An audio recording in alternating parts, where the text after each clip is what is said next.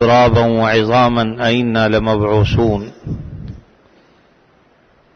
وقال تعالى أيحسب الإنسان أن لن نجمع عظامه بلى قادرين على أن نسوي بنانه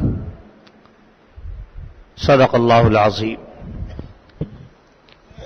حاضرین محترم، قرآن مجید کی دو مقامات سے میں نے تلاوت کی ہے۔ دعا فرمائیے بات کو اللہ تعالیٰ صحیح طریقے پر کہنے کی، سننے کی، سمجھنے کی اور اس پر عمل کرنے کی توفیق عطا فرمائے۔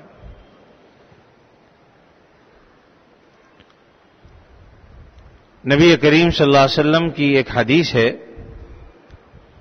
جس کا میں خلاصہ مفہوم بیان کر دیتا ہوں۔ آپ صلی اللہ علیہ وسلم نے فرمایا کہ ایک مسلمان تو وہ ہے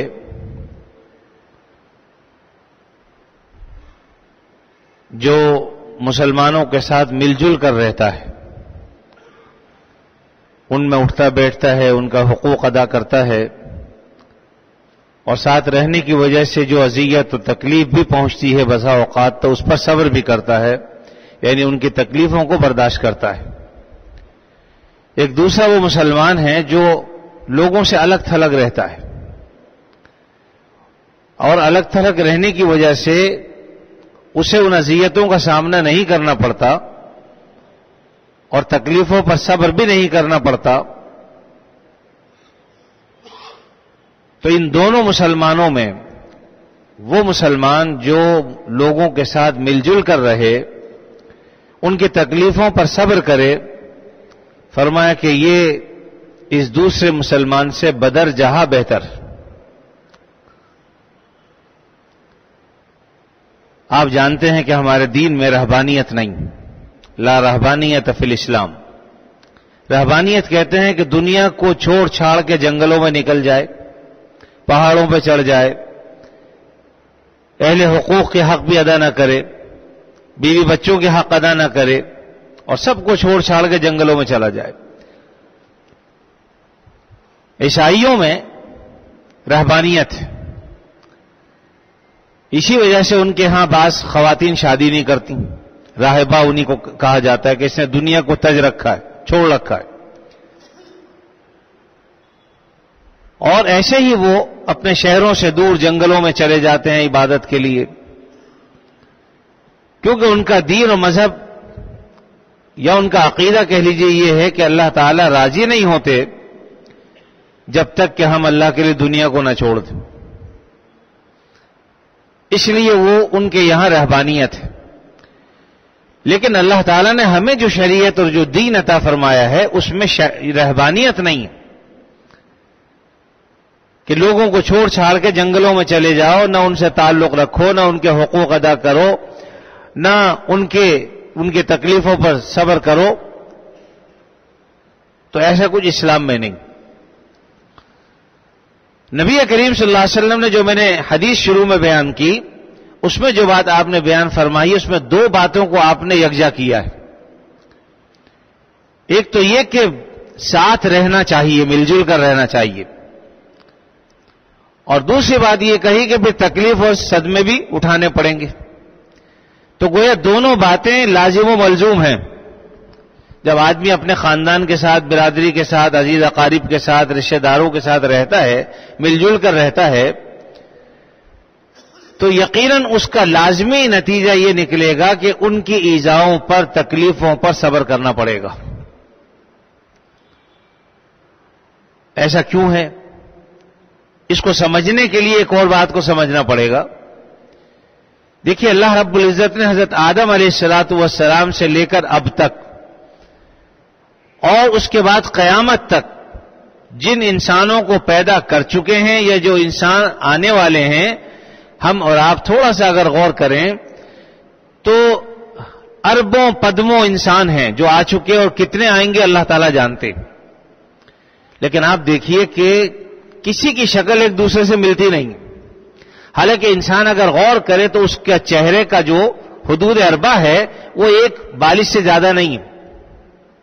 دائیں بائیں اوپر نیچے آپ کر کے منہ کو دیکھ لیجئے، اور اس میں ہے کیا؟ ایک ناک ہے، دو آنکھیں ہیں، منہ ہے، دائیں بائیں کان ہیں، یہی چیزیں ہیں نا۔ ایسا نہیں ہوتا کہ ایک کی ناک ہے ایک کی ناک نہیں ہے، ایک کا کان ہے دوسرے کا کان نہیں ہے، ایک کا منہ ہے ایک کا نہیں ہے، ایسا نہیں، بلکہ اللہ تعالیٰ نے اس تھوڑے سے حدود اربع میں، تھوڑی سی جگہ میں ساری چیزیں لگا دی، اور اربوں پدموں انسانوں میں کسی کا چہرہ دوسرے سے ملتا بھی نہیں. یعنی کیسی قدرت کاملہ ہے اللہ کی کہ کسی کی شکل دوسرے سے ملتی نہیں ہے، اور اگر کہیں تھوڑی بہت مشابہت ہوتی ہے تو تعجب ہوتا ہے، ہر آدمی حیران ہوتا ہے کہ بھئی اتنی ہم شکل، حالانکہ ان میں بھی کوئی نہ کوئی فرق ہوتا ہے جو ڈھونڈنے سے نکل آتا ہے کہ بھئی اس میں یہ فرق ہے اس میں وہ فرق. بالکل ایک جیسا ممکن نہیں.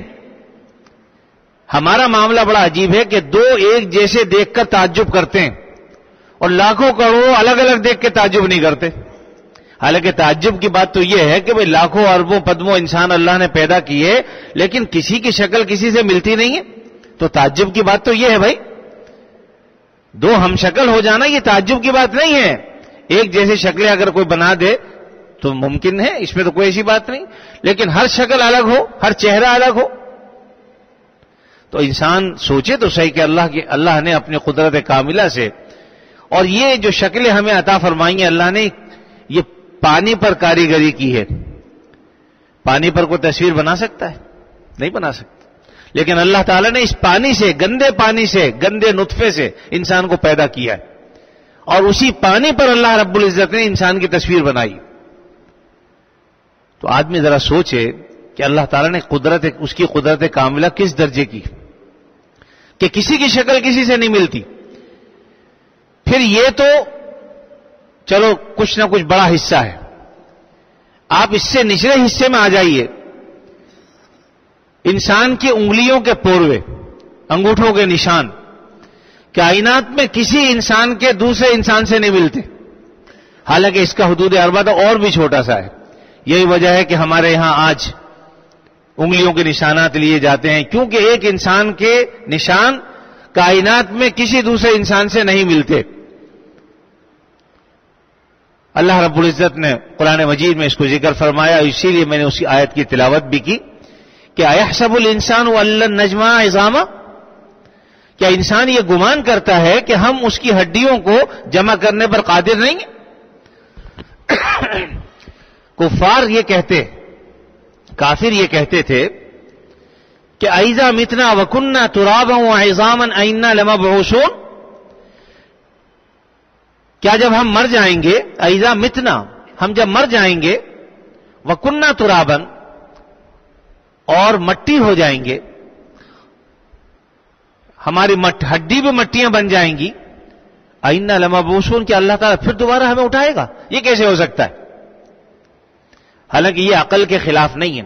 جب اللہ نے اس وقت ہمیں بنا دیا جب ہم کچھ بھی نہیں تھے، ہم تو کچھ بھی نہیں تھے تو اللہ نے ہمیں پیدا کر دیا، اب کچھ تو ہے، چاہے وہ مٹی کا مجموعہ ہی صحیح لیکن ہے تو صحیح کچھ، اب بنانے پر کیا ہے؟ تو اللہ تعالیٰ نے فرمایا کہ ایحسب الانسان ان لن نجمع عظاما، کیا انسان یہ گمان کرتا ہے کہ ہم اس کی ہڈیوں کو جمع کرنے پر قدرت نہیں رکھتے؟ بلکہ آگے فرمایا بلا قادرین علی ان نسوی بنانا، ہم اس پر بھی قادر ہیں کہ اس کی انگلیوں کے نشانات کو دوبارہ بنا دیں. ایک کافر سائنٹسٹ تھا، اس نے جب یہ قرآن مجید کی آیت سنی اور پڑھی مسلمان ہو گیا.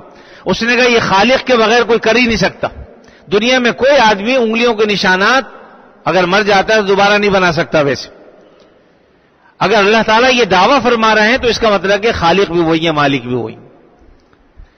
یہ ساری بات کہنے کا میرا مقصد یہ ہے میرے عزیزو کہ جب اللہ تعالیٰ نے انسانوں کو پیدا کیا، اربوں خربوں انسان ہیں، کسی کی شکل کسی سے نہیں ملتی، اور انگلیوں کے نشانات دوسری انگلیوں کے نشانات سے نہیں ملتے، تو جب ان چیزوں میں اختلاف ہے تو انسان لاکھوں کروڑوں اربوں کی تعداد میں جو موجود ہے ان کی طبیعتوں میں بھی تو اختلاف ہوگا نا. اللہ تعالیٰ کی قدرت دیکھیے، اللہ تعالیٰ نے انسانوں کو اس طرح سے پیدا کیا ہے کہ ایک چیز ان میں ما بہل امتیاز ہے اور ایک چیز ما بہل اشتراک ہے، جس کا مطلب یہ ہے ایک چیز ایسی ہے کہ جس میں سب مشترک ہے. آپ دیکھیے اگر افریقہ کا کوئی آدمی یہاں آیا ہوا ہوگا تو کہتے ہیں بھائی افریقہ سے آیا ہوا نظر آ رہا ہے دور سے دیکھ کے، چائنیز اگر ہوں پھر رہے ہوں تو آپ بغیر اس کو پوچھے کہہ دیں گے کہ بھئی چائنا کا لگ رہا ہے.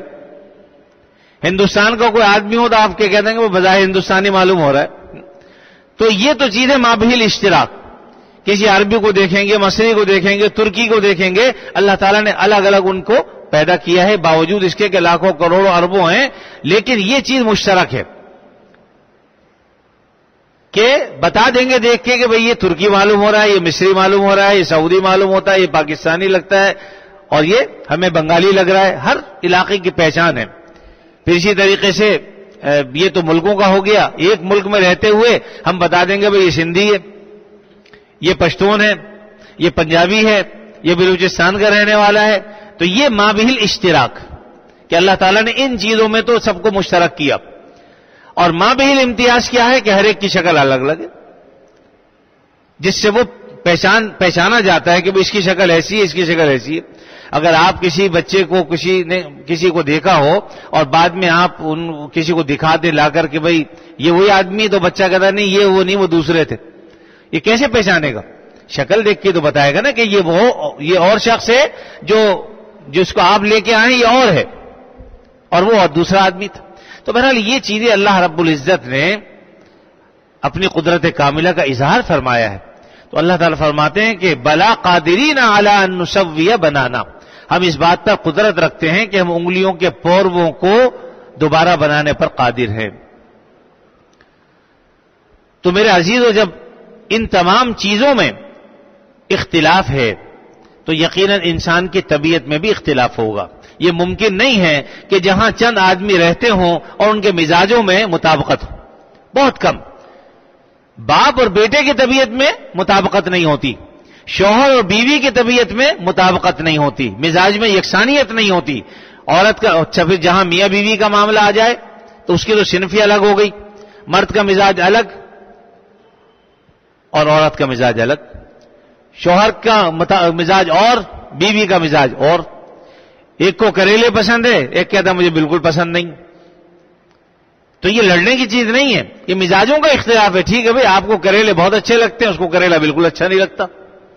مزاج اور طبیعت، اس لیے لڑنے کی چیزیں نہیں ہیں. یہ اللہ تعالیٰ نے مزاج مختلف بنائے ہیں.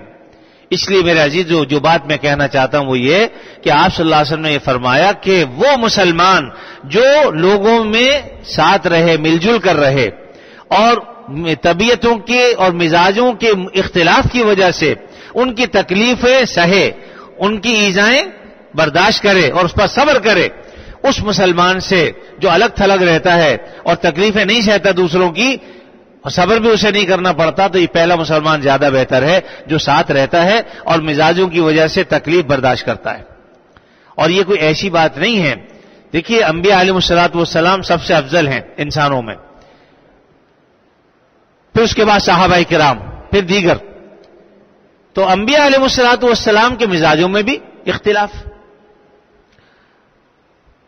اب نبی کریم صلی اللہ علیہ وسلم کو لے لیجئے، آپ کی بیوی حضرت عائشہ صدیقہ رضی اللہ تعالیٰ عنہ، دیگر ازواج مطہرات، ان کی طبیعتوں میں بھی آپس میں اختلاف.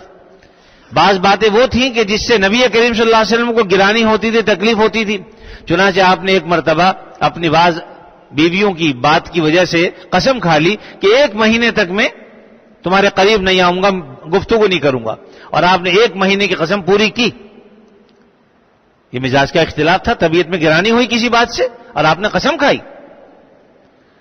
اسی طریقے سے جو ہماری مائیں تھی حضرت عائشہ صدیقہ رضی اللہ تعالیٰ عنہ، انہیں نبی کریم صلی اللہ علیہ وسلم سے گرانی ہوئی ایک موقع پر. چنانچہ آپ صلی اللہ علیہ وسلم نے خود فرمایا کہ عائشہ جب تم مجھ سے خوش ہوتی ہے تو مجھے پتہ چل جاتا ہے، اور جب تم مجھ سے ناراض ہوتی تب بھی پتہ چل جاتا ہے. یا رسول اللہ صلی اللہ علیہ وسلم کیسے پتہ چل جاتا ہے آپ کو؟ آپ نے فرمایا کہ جب تم مجھ سے خوش ہوتی ہے تو کہتی ہے رب محمد کی قسم، اور جب مجھ سے ناراض ہوتی ہے تو کہتی ہے رب ابراہیم کی قسم. تو حضرت عائشہ ہنس پڑی اور فرمایا کہ اللہ کے نبی صلی اللہ علیہ وسلم لا احجر الا اسمک، میں آپ کا نام چھوڑتی ہوں، باقی دل میں آپ کی محبت ویسی ہی ہوتی ہے جیسی ہے. یعنی آپ کا نام تو میں نہیں لیتی اس وقت، لیکن دل میں آپ ہی آپ ہوتے ہیں اور کوئی نہیں ہوتا. اس سے پتہ چلا کہ مزاجوں میں مطابقت نہیں ہوتی، بعض اوقات کسی کو کسی سے گرانی ہو سکتی ہے. اب اس کا طریقہ کیا ہے کہ گرانی نہ ہو؟ بات تو لمبی ہے لیکن میں چونکہ مختصر کر دیتا ہوں اس کو، کہ اس کا طریقہ یہ ہے کہ ہم سب ایک دوسرے کے مزاج کو سمجھیں، اور اگر کسی کو تکلیف پہنچتی ہے تو یہ سمجھے کہ بھئی دیکھو اس کا اپنا مزاج ہے، اگر ایک چیز سے اس کو تکلیف پہنچتی ہے تو بہت سی چیزیں ایسی ہوں گی کہ میری چیزوں سے اس کو تکلیف پہنچتی ہوگی۔ یقیناً شوہر کو اگر بیوی سے تکلیف پہنچتی ہے تو بیوی کو بھی تو شوہر کی باتوں سے تکلیف پہنچتی ہوگی، اور اس کا علاج نبی کریم صلی اللہ علیہ وسلم نے کیا۔ ایک صحابی آپ صلی اللہ علیہ وسلم کے پاس آئے اور آ کر عرض کیا، یا رسول اللہ صلی اللہ علیہ وسلم، مجھے اپنی بیوی سے کی بعض باتوں سے بڑا اختلاف، اور اس میں یہ خرابی ہے، یہ خرابی ہے، یہ خرابی ہے، بہت ساری خرابیاں انہوں نے گنوا دی۔ آپ نے فوراً فرمایا کہ طلقھا، چھوڑ دو بھائی، اگر یہ خرابیاں اتنی تمہیں بیوی میں نظر آتی ہیں تو پھر طلقھا، اس کو طلاق دے دو۔ اب وہ فوراً سیدھے ہو گئے، کہنے لگے یا رسول اللہ صلی اللہ علیہ وسلم میں اس کے بغیر صبر بھی نہیں کر سکتا۔ آپ نے فرمایا ہم سیکھا، بس پھر روک کے رکھ۔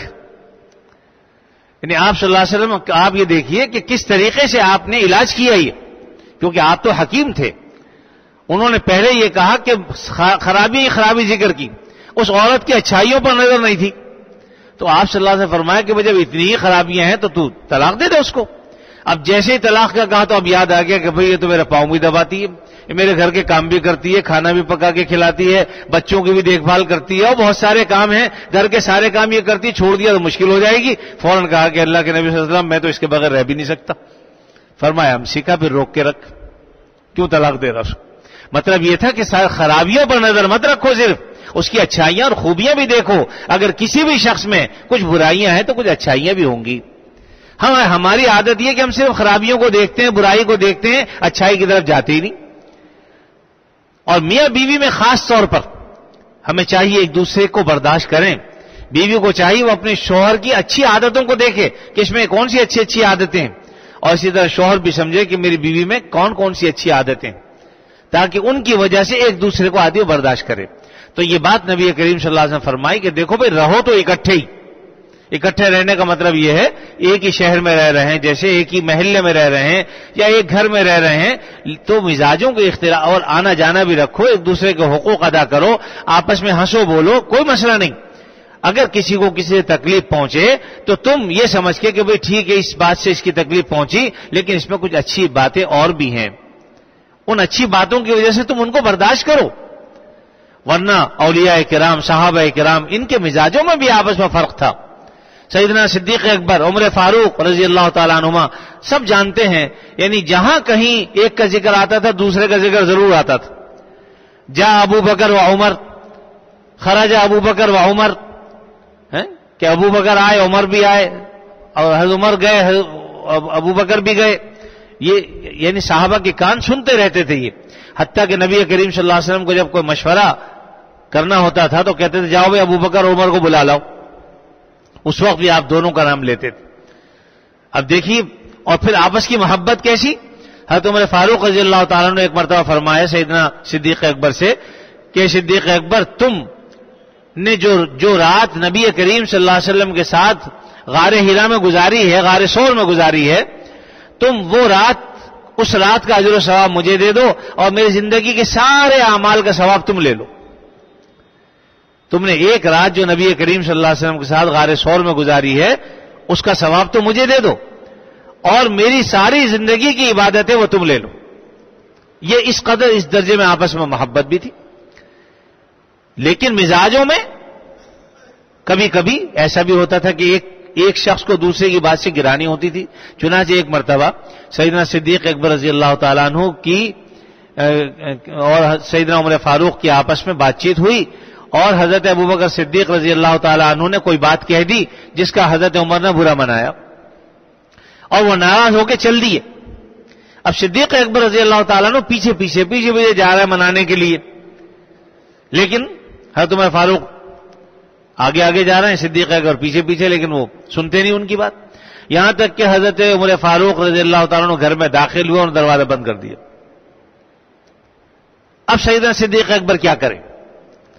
وہاں سے نبی کریم صلی اللہ علیہ وسلم خدمت میں حاضر ہو گئے، اور آ کر عرض کیا کہ اللہ کے نبی صلی اللہ علیہ وسلم ایسا معاملہ پیش آیا. بعض روایتوں میں یہ بھی ہے کہ جب صدیق اکبر دور سے آ رہے تھے تو اللہ تعالیٰ نے حضرت جبریل امین کے ذریعے بتلا دیا, تو آپ نے فرمایا صحابہ کرام سے کہ بھئی یہ کسی سے جھگڑا کر کے آ رہے ہیں. چنانچہ جب آئے تو مزید بات واضح ہو گئی. ادھر سیدنا عمر فاروق جب گھر میں داخل ہو گئے, بعد میں انہیں خیال آیا کہ بھئی تو میں نے بڑا برا کیا, وہ مجھے مناتے بھی رہے اور میں نے ان کی بات نہیں سنی. چنانچہ اب جلدی سے وہ بھی نبی کریم صلی اللہ علیہ وسلم خدمت میں آ گئے, اور آ کر جو ہے انہوں نے ادھر معذرت شروع کر دی, معافی اور شرمساری ظاہر کی کہ میں شرمندہ ہوں. ابو بکر صدیق فرمانے لگے اللہ کے نبی صلی اللہ علیہ وسلم غلطی میری تھی, لیکن آپ صلی اللہ علیہ وسلم سیدنا صدیق اکبر کو کچھ نہیں کہا اور فرمایا کہ بھئی کیا تم میرے ساتھی کو تم میرے لیے چھوڑ نہیں سکتے؟ یعنی میری وجہ سے ایسا نہیں ہو سکتا کہ تم انہیں کچھ نہ کہا کرو. اور پھر آپ نے فرمایا کہ صدیق اکبر وہ ہیں کہ جب ساری دنیا نے مجھے جھٹلایا اس وقت انہوں نے کہا صدقتا, آپ نے سچ کہا, اور تم سب نے کہا کذبتا, تم نے جھوٹ کہا. تو بات یہ ہے کہ یہ میرے وہ ساتھی ہیں کہ ان کو دکھ مت پہنچاؤ, تکلیف مت دو. تو دیکھیے یہاں مزاجوں میں تھوڑا سا فرق ہے کہ گرانی ہوئی طبیعت میں, تو یہ بات میں نے اس لیے عرض کر دی کہ بھائی طبیعتوں میں مزاجوں میں اختلاف ہوتا ہے اور گرانی ہوتی ہے, اس لیے ہم ایک دوسرے کو برداشت کریں. اور خاص طور پر میاں بیوی کا جو تعلق ہے اس میں تو خاص طور پر یہ چیزیں پیش آتی رہتی ہیں, اور نتیجہ یہ وجہ اس کی وہی ہوتی جو میں نے عرض کی کہ ہم ایک دوسرے کی برائیوں پر نظر رکھتے ہیں, اچھائیوں کو نہیں دیکھتے. تو خدا کے لیے ہمیں چاہیے کہ ہم ایک دوسرے کی اچھائیوں کو دیکھیں, برائیوں سے صرف نظر کریں. اور اگر کوئی شخص یہ سمجھتا ہے کہ اس کی اصلاح ہونی چاہیے تو خاموشی کے ساتھ کسی وقت تنہائی میں اس میں جو خرابیاں ہیں ان کو ذکر کر دے. اس کا مقصد اس کو ذلیل کرنا نہ ہو, اس پر طعن و تشریح نہ ہو, بلکہ انتہائی محبت و پیار کے ساتھ ان کو سمجھاتے. امید ہے کہ اللہ رب العزت اپنے فضل و کرم سے آپس کی محبتیں بھی قائم فرمائیں گے. تو یہ سب دنیا میں رہتے ہوئے ہوتا ہے, ہوگا کہ کسی نہ کسی درجے میں اختلاف بھی ہوگا اور آپس کی محبتیں بھی چلیں گی. تو بہرحال وہ مسلمان جو مسلمانوں کے ساتھ رہتا ہے, ان کی ایذاؤں کو برداشت کرتا ہے, تکلیف برداشت کرتا ہے, یقیناً اللہ کی نظر میں اس کا درجہ بڑا ہے, اس لیے کہ اس کی مصیبتوں پر صبر کرتا ہے. اللہ تعالیٰ اپنے فضل و کرم سے ہمیں آپ صلی اللہ علیہ وسلم کی ان ہدایات کو سن کر سمجھ کر عمل کرنے کی توفیق عطا فرمائے. وآخر دعوانا ان الحمدللہ رب العالمین. الحمدللہ رب العالمین والعاقبۃ للمتقین والصلاة والسلام علی رسولہ الکریم سیدنا مولانا محمد وعلی آلہ واصحابہ اجمعین. لک الحمد علی ما قضیت ولک الشکر علی ما اعطیت. تبارکت ربنا وتعالیت. نستغفرک اللہم من جمیع الذنوب والخطایا ونتوب الیک. لا ملجأ ولا منجا ولا ملتجا منك الا الیک. اللہم انا نعوذ برضاک من سخطک وبمعافاتک من عقوبتک وبک منک لا نحصی ثناء علیک انت کما اثنیت علی نفسک برحمتک یا ارحم الراحمین. یا اللہ اپنے فضل و کرم سے ہمارے گناہوں کو معاف فرما, ہمیں عافیت نصیب فرما, ہر شر سے فتنے سے اللہ ہماری حفاظت فرما, بیماروں کو شفائے کامل عطا فرما, جو مقروض ہیں ان کے قرضوں کو ادا فرما, جو پریشان حال ہیں ان کی پریشانیوں کو دور فرما. اے اللہ ہم سب میں آپس میں محبت اور پیار عطا فرما, مسلمانوں کو متحد اور متفق فرما, افتراق اور انتشار سے محفوظ فرما. یا اللہ ہمیں سرکار دو عالم صلی اللہ علیہ وسلم کی تعلیمات کے مطابق زندگی گزارنے کی توفیق عطا فرما. اے اللہ اپنے فضل و کرم سے حاسدوں کے حسد سے بچا, ظالموں کے ظلم سے بچا, منافقوں کے نفاق سے بچا, شریروں کی شرارتوں سے محفوظ فرما.